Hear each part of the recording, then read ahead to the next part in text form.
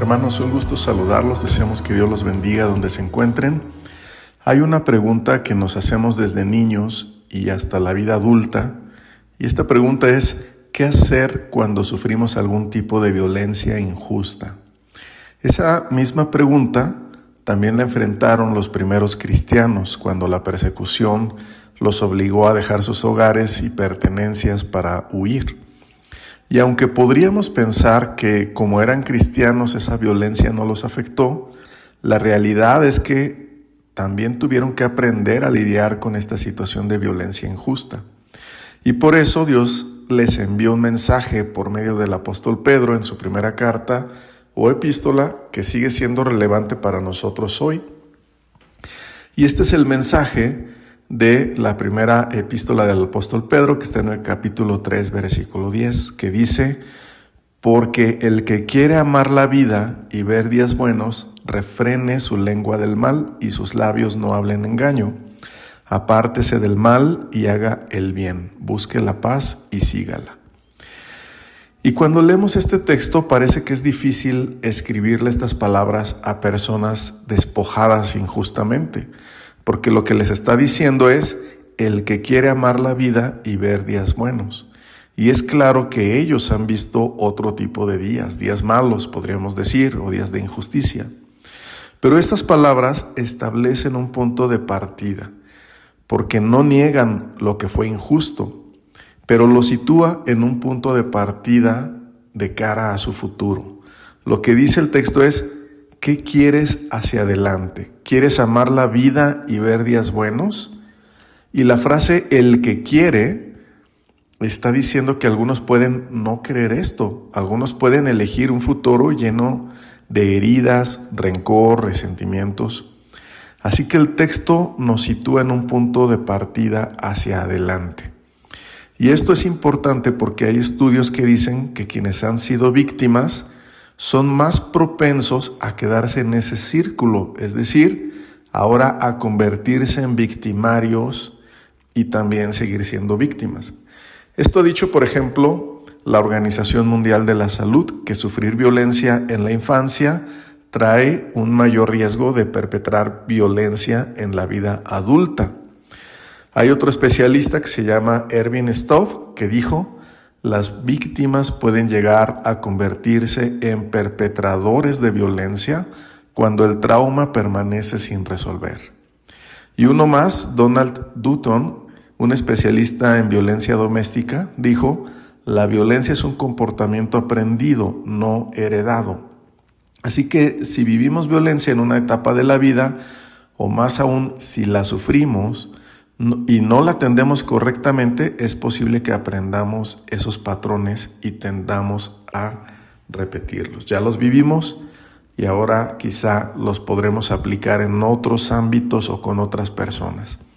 Así que, al igual que la primera iglesia, nosotros debemos de ver que esto también es importante para nosotros y examinarnos si no estamos procesando mal algún evento de injusticia del pasado.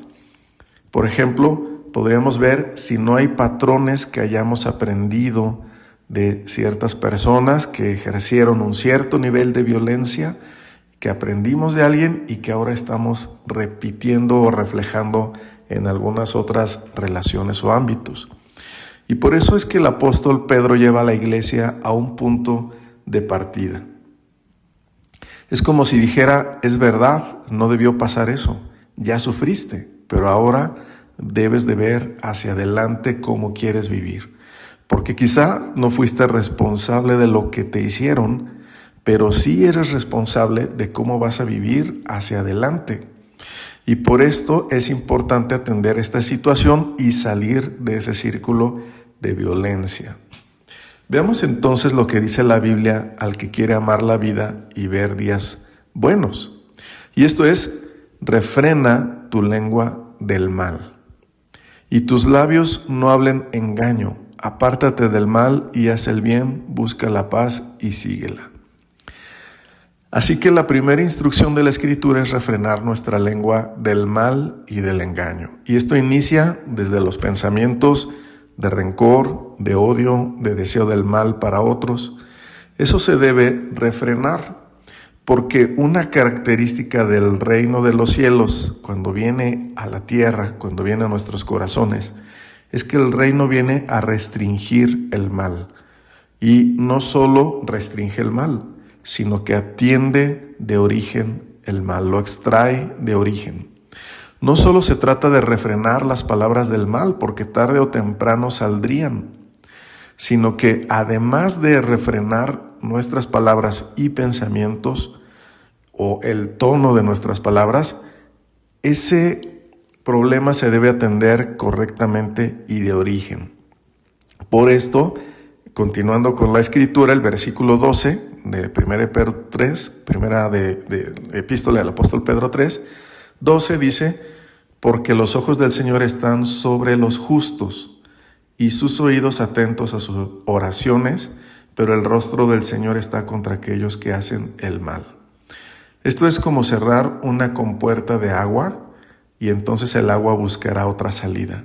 Y esa otra salida también son palabras, pero es la oración, es la comunicación directa con Dios.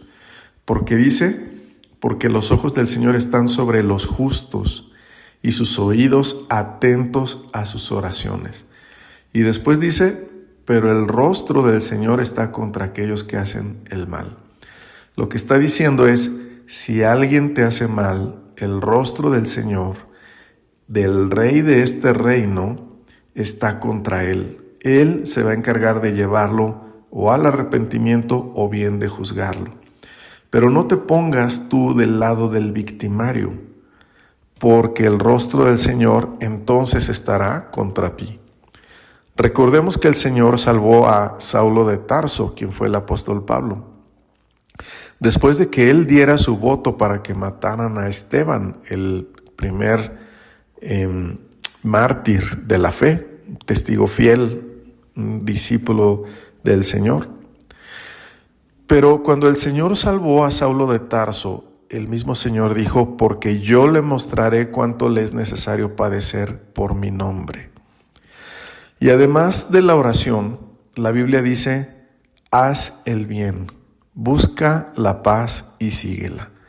Así que este mandamiento, que sirve para mostrar el reino en la tierra, enseña que no solo debemos orar, sino ir más allá, ir la segunda milla y hacer bien a esa persona buscando con ella la paz. Es decir, buscando sinceramente la paz e incluso la amistad. Veíamos en una lectura anterior que la amistad es una de las características esenciales de la vida del reino de los cielos. Y eso es algo que el Señor vino a traer, la reconciliación y la amistad con Él. Y esto debe hacer todo creyente con todas las personas. Debe ser con toda la intención de tener paz verdadera. Y esto es difícil para esta carne, no es normal para la carne. Es algo que solo se puede operar en el mismo Espíritu de Cristo, porque Él vino a eso. Por esto es que necesitamos la oración. Por esto es que el cauce correcto de las palabras no debe ser la queja, el rencor, el ataque o los gritos, sino debe ser la oración para que podamos hacer lo que el Señor nos está mandando. Después el apóstol recuerda a la iglesia la soberanía de Dios. El versículo 13 dice, ¿y quién es aquel que les podrá hacer daño si ustedes siguen el bien? Mas también si alguna cosa padecen por causa de la justicia, bienaventurados son.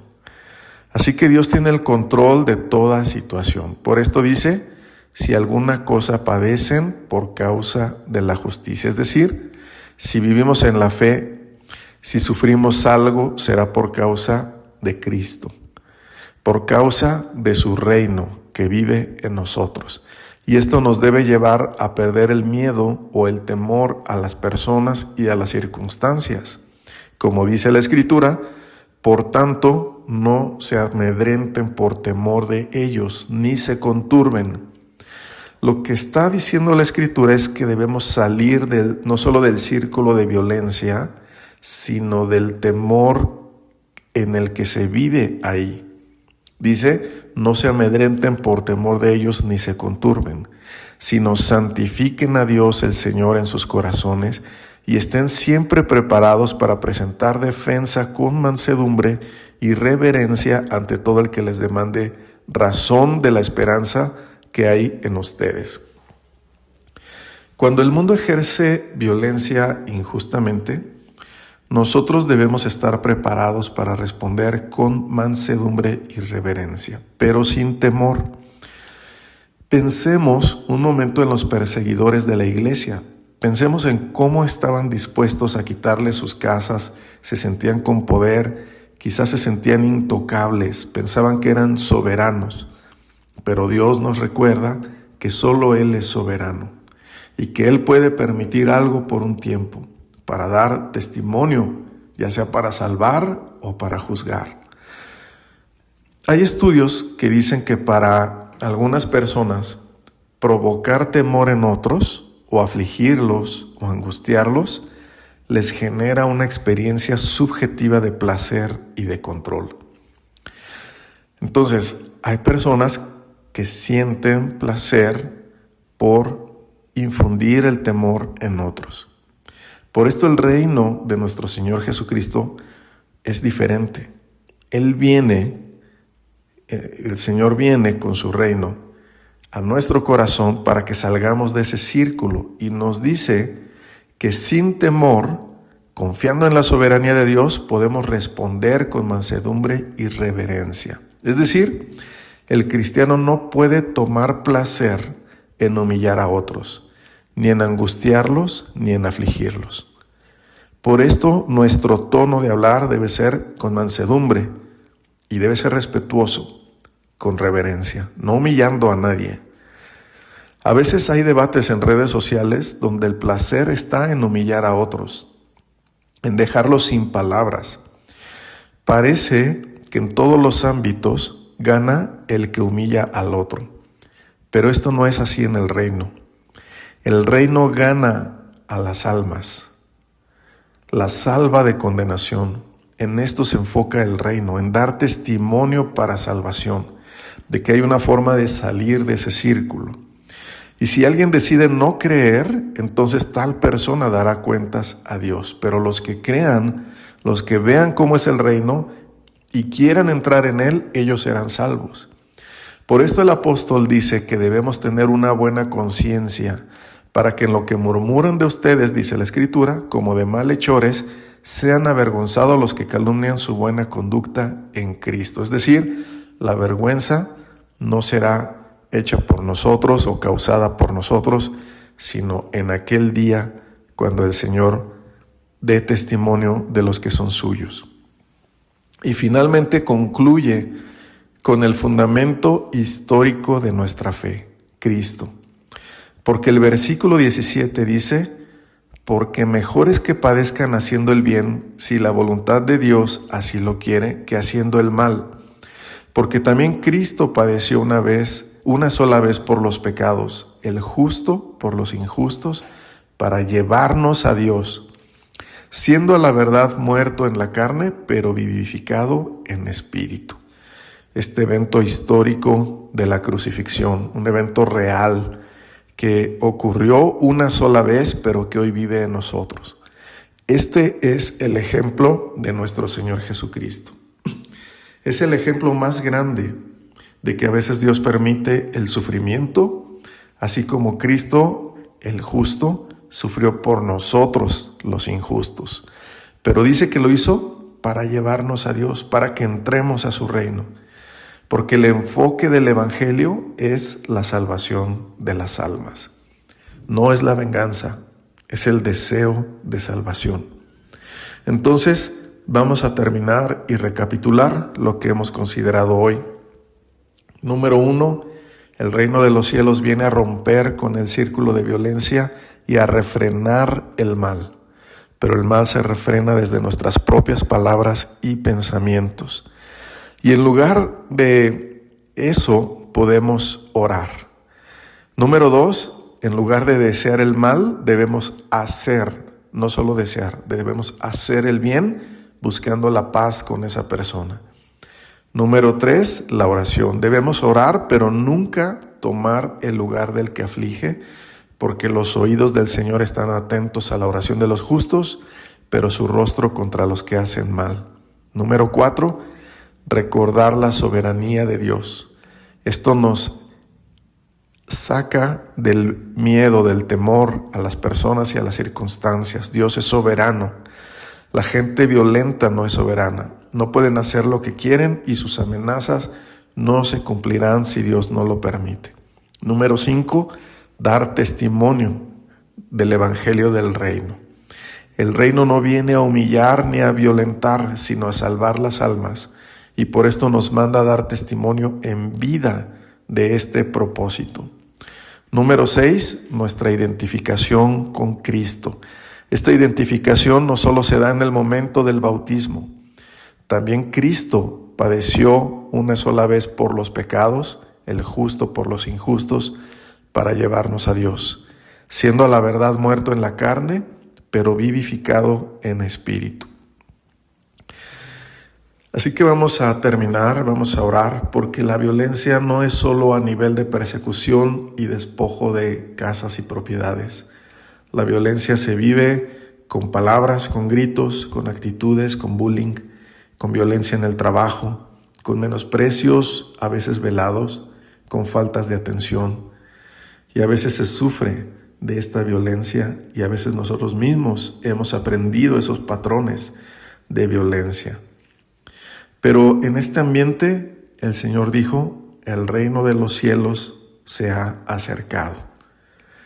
Varias veces se ha vivido en esta tierra lo que dicen algunos textos, la tierra estaba llena de violencia. Pero Mateo 10:7 nos dice, el reino de los cielos se ha acercado. Y por esto dice, arrepiéntanse. Antes que Dios actúe, Él abre oportunidad para el arrepentimiento. Así que vamos a orar. Padre Celestial, te damos gracias porque tú viniste a nosotros, a esta tierra llena de violencia, para llamarnos a tu reino, un reino diferente. Tú eres el príncipe de paz. Tú le dijiste a tus discípulos que los llamabas amigos. Tú viniste a reconciliarnos y padeciste en ese propósito. Señor, perdónanos. Primeramente nos arrepentimos por la violencia que nosotros hemos perpetrado, por los patrones aprendidos. Perdónanos por nuestros deseos del mal, por nuestras palabras con malos deseos. Perdónanos. Límpianos de origen, Señor. Te entregamos toda situación del pasado, del presente, te la entregamos. Te pedimos perdón y te pedimos que en Cristo nos permitas buscar la paz, hacer el bien, buscar con todo el corazón una verdadera amistad, que todos puedan entrar y vivir en ese reino maravilloso. Señor, oramos que nos permitas confiar en tu soberanía y que si algo padecemos, Señor, por causa de la justicia somos bienaventurados porque somos identificados con Cristo, no solo en su muerte, sino también en su resurrección. Te lo pedimos y te damos muchas gracias en el nombre de Cristo Jesús. Gracias. Amén.